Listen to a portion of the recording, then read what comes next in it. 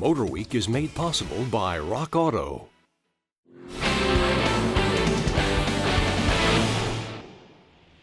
While the Fiat brand quit the U.S. market in the mid-1980s, their reputation for building fun, if not always reliable cars, remains. Now in this century, their injection of cash into the Chrysler Group not only helped keep the Pentastar alive, but it actually improved Chrysler quality as well. Now Fiat is injecting some of their Italian style and fun into the blossoming American subcompact car market with the hard-to-miss 500.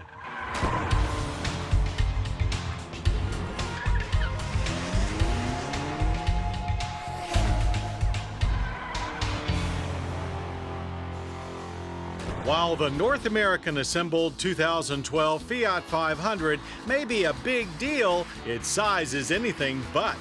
Its length is 6 inches shorter and width 2 inches narrower than a Mini Cooper hardtop. Now that's small in any language.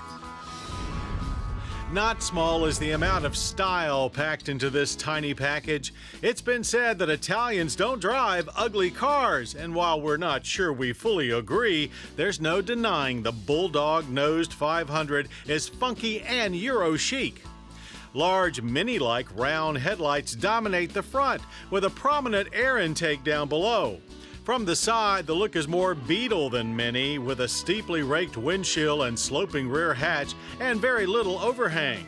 There's more of a rear fascia than rear bumper, as bubble taillights add a nice touch. The rear glass spans the entire hatch, making it all look seamless. Our test car, a mid-level sport model, included fog lights, 16-inch aluminum wheels, red brake calipers, rocker moldings, rear spoiler, and chrome exhaust tip. An optional glass roof panel reminds us of cloth-topped Cinquecentos of yore.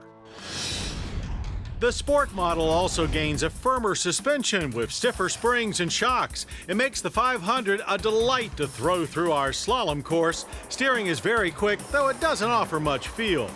As speeds increase, the fun factor stays constant.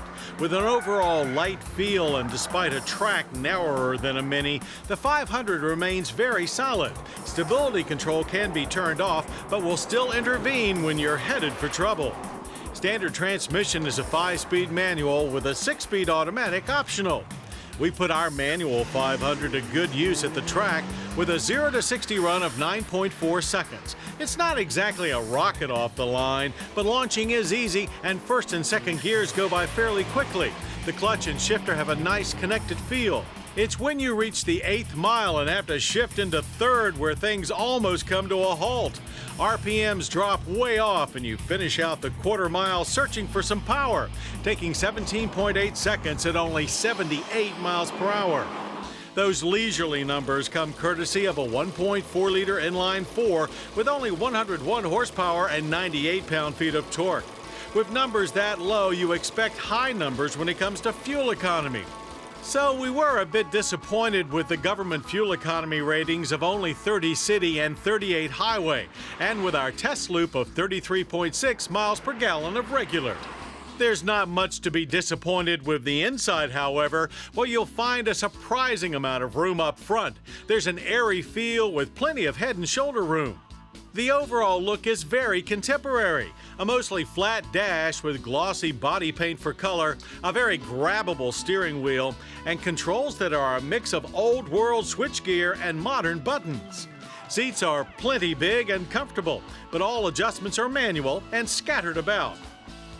Gauges are also a classic Nouveau combo with a big digital readout surrounded by a tachometer surrounded by a speedometer. It's very cool and watch-like and right in front of the driver. Rear seat room is there, but just barely. Front seats have to be moved way forward for any leg room at all. So consider the 500 more of an Italian 2+2 with the rear for small kids and luggage. As for storage, the hatch opens wide to 9.5 cubic feet of cargo. You can fold the 50-50 rear seats for more space, but again, you have to move the front seats fairly far forward before they will lay flat. Small cars with short wheelbases are usually not known for a plush ride, and indeed the 500 is a bit on the firm side, even on the standard pop model. Still, the strut front twist beam rear suspension does a good job of absorbing most impacts without distress, about on par with the Mini. Engaging Sport mode does quicken throttle response and tightens up the electric power steering, giving the 500 an even zippier feel. And the price is pretty zippy. The Fiat 500 Pop starts at $16,000, our Sport at $18,000, and the top-range Lounge Automatic at $20,000, or about the same as a base Mini Cooper. While some might call an Italian car built by Chrysler in Mexico a trifecta of potential trouble, we find the Fiat 500, especially in sport trim, a fun little runabout that offers good comfort and acceptable economy, while showing loads of style for both your daily grind and weekend adventures. Fiat, welcome back.